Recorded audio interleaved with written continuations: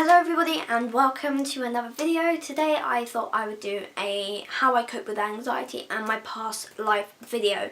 Now this is probably going to be a very long video, so if you need to get a drink, go to the toilet and get some food, because this may go on for longer than you have expected, and believe me, you don't want that. So reason number one why I have anxiety. This is a very hard subject to talk about, and the whole point is I had neuroblastoma, which is a quoted for a cancer, which it is not.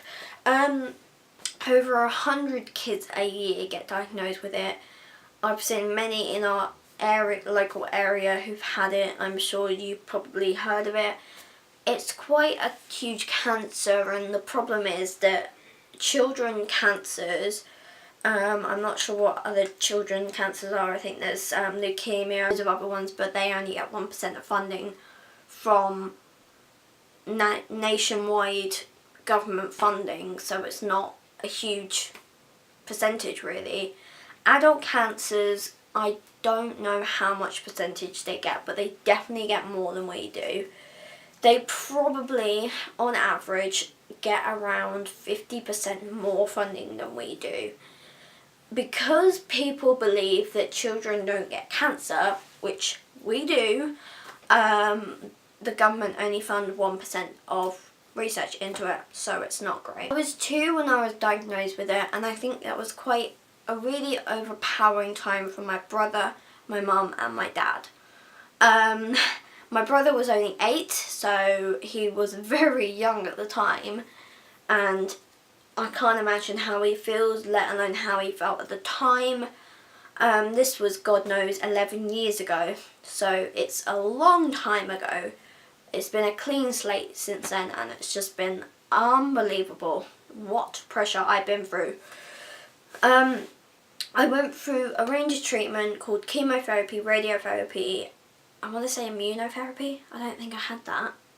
I don't think I did. I had blood transfusions, platelet transfusions, all horrible needles and scars, which I have still got today, and a huge one on my stomach. So yeah, it's quite a huge one actually. It's very, very big. So I know, right? It's crazy, but there you go. I survived it and I'm okay. Reason number 2 why I have anxiety is because of a little thing called bullying. Now, the bully who bullied me, so yeah, he bullied me for God knows a year, 2 years, and I used to come home every day screaming, shouting, literally punching and kicking and throwing things across the floor like no tomorrow. I literally had the time of my life. The whole thing was that counsellors didn't support me, therapists didn't support me, art therapists. I love art now, but they didn't really sort of help with anything. I couldn't sleep. I, at one point, was threatening to end my life. So yeah, it's quite a really, not embarrassing topic. Why was I going to say embarrassing? Really hardcore emotional topic to support, with the fact that a lot has been going on in the past 11 years of my life. Now, 2 years, 3 years of my life, it's been pretty much constant. It was constant bullying from both schools that I went to. It was very hard because it was more like you weren't doing anything wrong. You were trying to tell someone and they just wouldn't listen to you. These are schools these days. That's why I'm out of school. This is why I'm homeschooled. This is a better option for me, and that's why I came out of school in the first place, because of bullying, stress, anxiety, depression, and nameless other topics I cannot remember because I've got lost memory. So yeah, that was a pretty hardcore 2 years of my life that I will never get back, which I'm proud about. Reason number 3 why I have anxiety is because this year has been a really terrible year.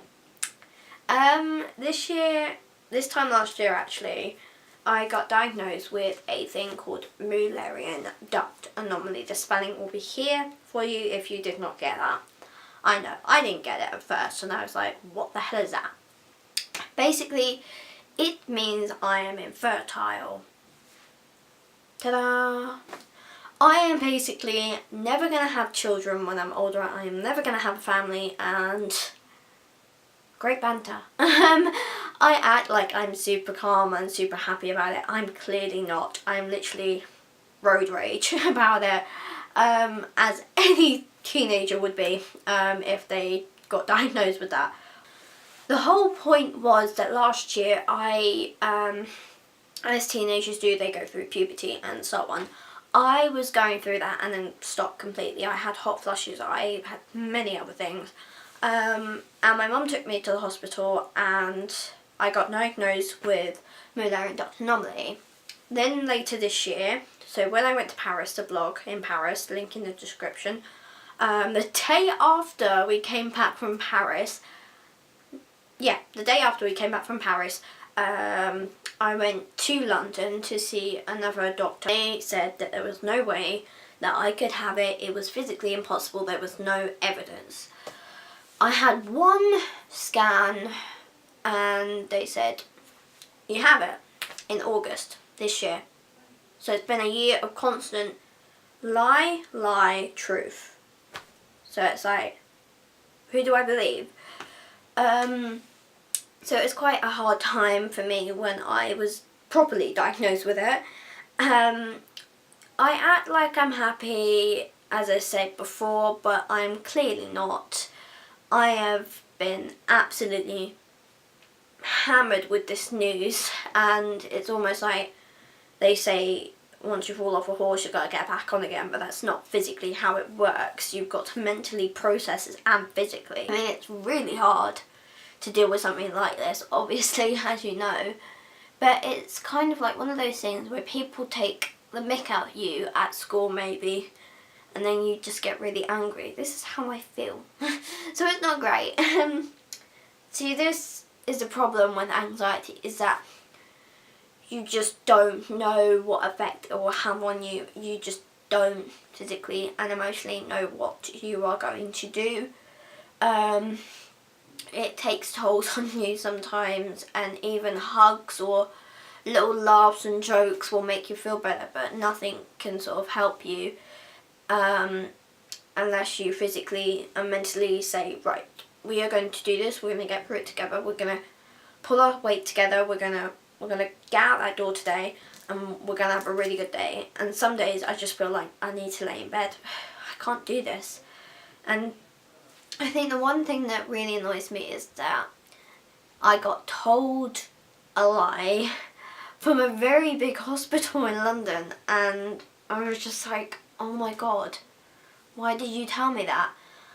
And at first, because when I secondly got diagnosed with it, my mum was there with me, and as you can imagine, she was saying all this, like, the doctor was saying, like, all this, it was really annoying because I didn't understand what the science stuff meant, and she was like kind of dodging the fact that I had it, and she wasn't telling me at all.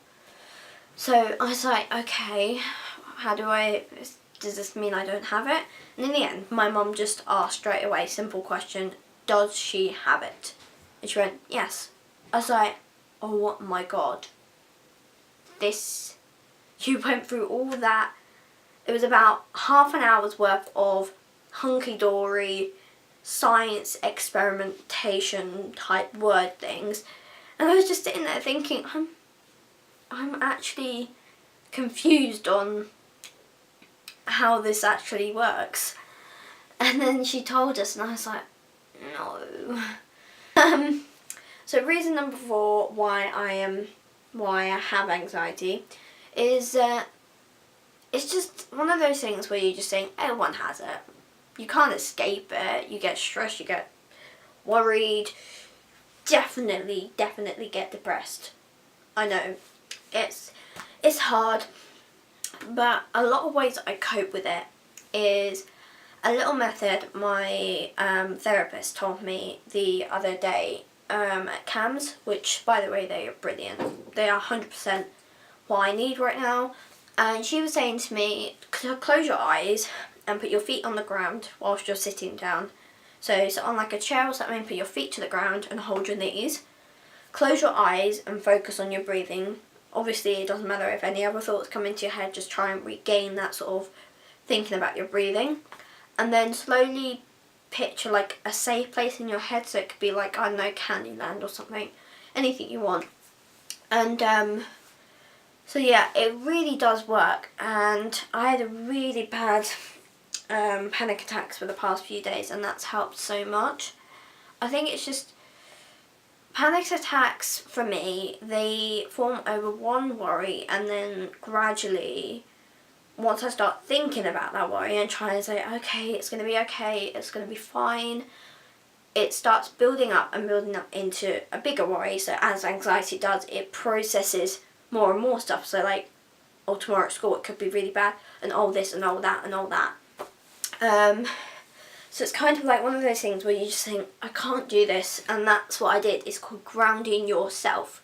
In the description I will leave how to do it again, so you can just sort of recap it in your mind. And I think it's just one of those things where it really does help. Another thing, this is called Rescue Remedy, if you didn't see it in the camera. This is a hero for getting a good night's sleep and a good day. You basically have drops or spray, and they do a night or a day one, and believe me, this would be my luxury item if I was on a desert island, because I would definitely need it. I love it so much. It's just like a really easy thing to use. You can put it in your handbag, in your purse, and when you need it you can just go spray it in your mouth and that's it. It just works instantly. Another thing, there are lots of other products that you can use out there that are very good. I highly recommend Rescue Remedy though, because it is like daydreamers. Natural, I think it's natural oils and natural plants in there, and it just gives off that really nice sort of feeling, really.